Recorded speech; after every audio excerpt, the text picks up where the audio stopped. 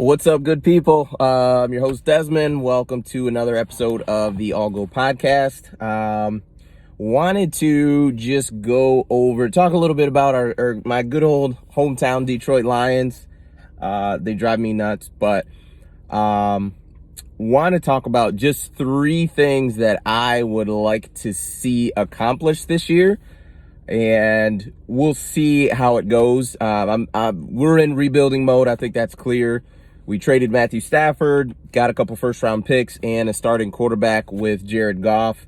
So to this day, still, I think that was a move that needed to be made. I think it was a good move. I think we got great value for Matt Stafford. Best of luck to him with the LA Rams.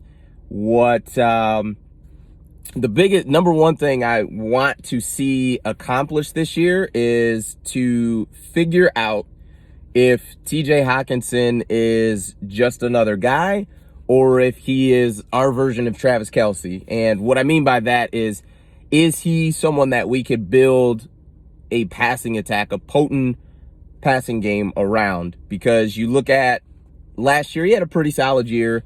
His first year was cut short with injuries.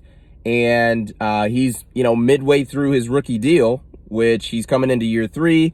You've got 4 years on your rookie deal and then potentially a 5th-year option. So now is the time to figure out what we've got with TJ Hockenson. I think if he can take another step to go from 600 or 700 yards to 1,200 yards to where he can show that he is consistently a force and consistently a guy that you have to worry about, I think we're in business. Because as you're rebuilding, you need to find different cornerstones within your franchise. You need to find those things. Who are the young guys that you're going to build around?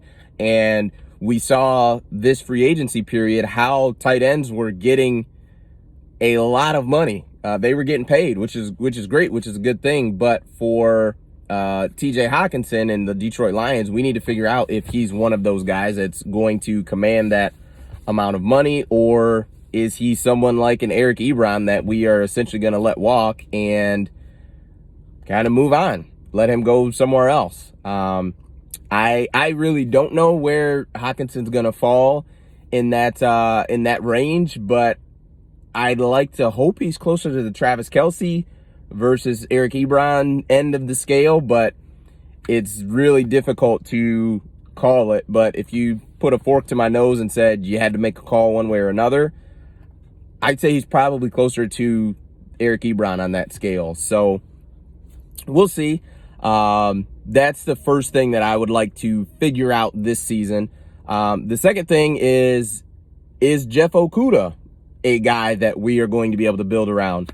Okudah had an up and down rookie season. He did, I believe he finished the season. I know he got nicked up a little bit.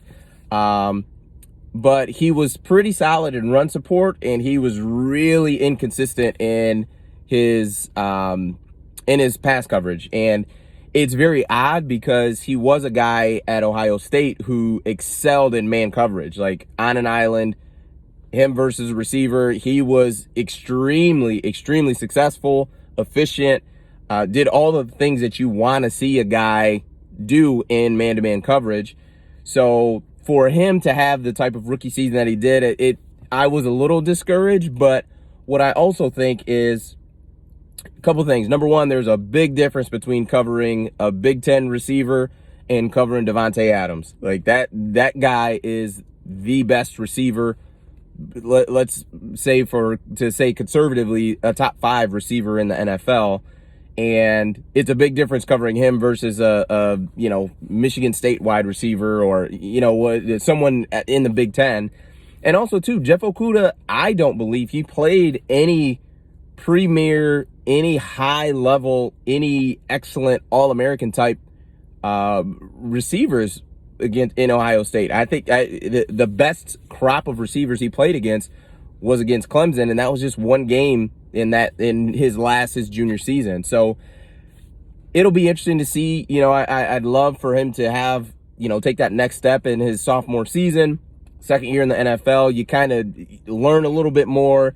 There's no experience like literally experience, just being out there for snaps, playing against other guys, I think he'll be able to understand how to watch film, see got different tendencies, just how guys operate. Because I do think he's got the tools. He's a big corner. I think he can be a really, really good player for us. And when you're the number 3 pick, like, you have to be a really good player for us.